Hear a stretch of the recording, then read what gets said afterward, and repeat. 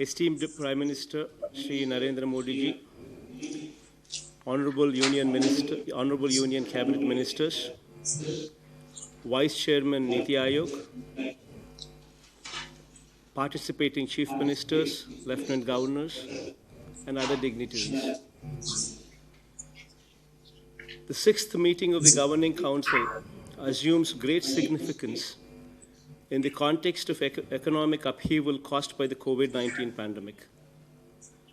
The recent budget has been most reassuring and has provided the necessary impetus to the economy. It is indeed imperative that during these critical times, state governments and central government should explore opportunities to engage in meaningful discussions to adopt a unified approach towards policy formulation for the country's economic revival. So, with respect to the first agenda point of making India a global manufacturing hub, I wish to point out, sir, for India to become a formidable force in manufacturing, we must conduct a thorough study and analyze the factors that have contributed to the success of countries that have demonstrated good progress in manufacturing sector. In my opinion, sir, 5 significant impediments to the manufacturing sector growth are exorbitant cost of funds from our financial institutions, sir. High cost of power is the second such concern, sir. Delays associated with land procurement is the third concern, sir. Fourthly, sir, delay and complexity in grant of statutory clearances. And fifth, rigid labor laws. With respect to each of these hurdles, the state governments and the union government must take a deeper dive to understand the root cause and make a conscious effort to introduce reforms to mitigate these hurdles. To illustrate the difficulty emanating from one of the points stated above, sir, especially concerning exorbitant cost of funds from our financial institutions, sir, I'd like to convey that for building infrastructure, even the state government's undertakings avail loans from financial institutions like PFC and REC at higher rates of interest of approximately 10 to 11% interest rates, sir. If this is the difficulty faced by the public sector undertakings run by the state governments itself, then one can imagine the plight of the private sector, sir. With this enormous debt servicing requirement, our manufacturing units cannot hope to offer products that can compete with products of countries where debt is available at interest rates as low as 2 to 3%, sir. So is the case with power, which is available in a few countries at tariffs lower than rupees 3 per unit, sir. Sir, Andhra Pradesh government is committed to the vision of making Indian manufacturers globally competitive. In compliance and in synergetic with Government of India policy, we are encouraging performance-linked incentive scheme for the new manufacturing industries and also complied with the 229 reforms under District Business Reform Action Plan, sir.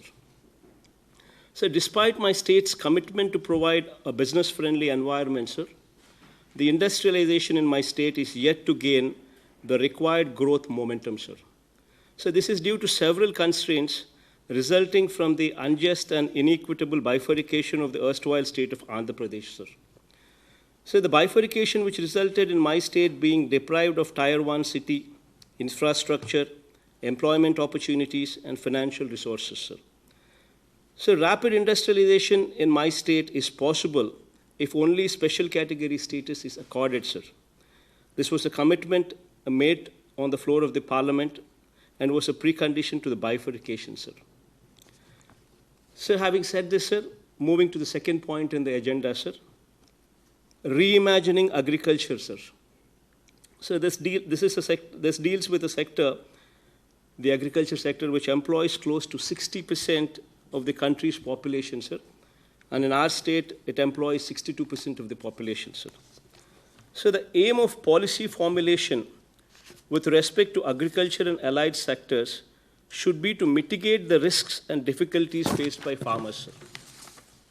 Sir, I wish to draw your kind attention to 5 key policy interventions, sir, which would, in my opinion, provide immense support to this sector, sir.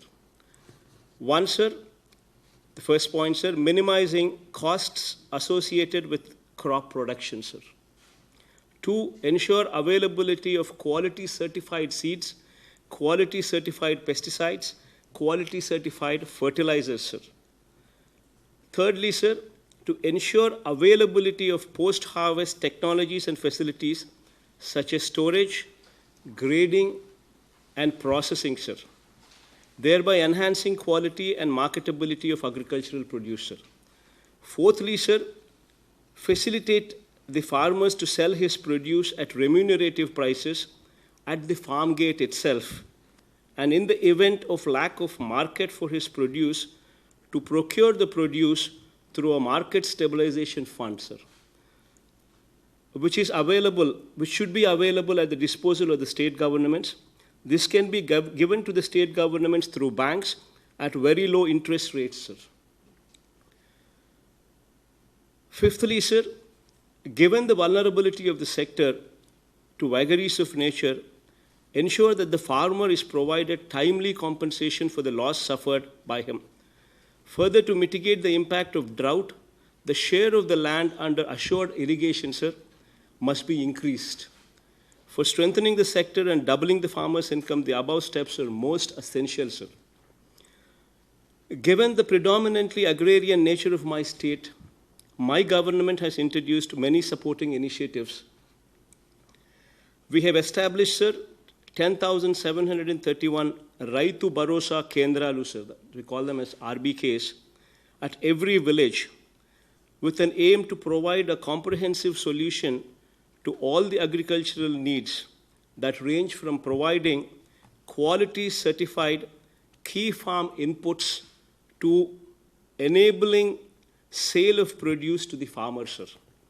Sir, furthermore, sir, multi-purpose facility centers are being created in coterminous with RBKs, sir, to provide facilities such as dry storages, drying platforms, godowns, collection centers, cold rooms, primary processing, assaying equipment, and bulk milk cooling units, automatic milk cooling units, and also food processing units also, sir, wherever required. The other mentioned facilities are being provided at the village level itself, sir, to the farming community. To enhance their income, not only from agriculture, but also from allied activities as well, sir. I take this opportunity to convey my appreciation for the central government's initiative, sir, of providing for an agri-infra fund under Atmanirbhar Bharat, sir. My government is also committed to promoting natural farming in a very big way, sir. Given the increased incidence of cancers and other serious ailments, primarily attributable to the consumption of agricultural products resulting from high usage of pesticides and chemicals. Sir, we are also of the firm belief that natural farming would result in rejuvenation of soil health, sir. So my government has taken up large-scale program of promoting natural farming in every RBK, in every village through this, sir. So specific to my state, sir, to provide sustainable irrigation, I would like to humbly request your support for quick approval of revised cost estimates and timely completion of the Polavaram irrigation project, sir. Declared as a national project, the project is regarded as my state's lifeline, and the completion of the same would contribute significantly to the increase in irrigated area in my state, sir.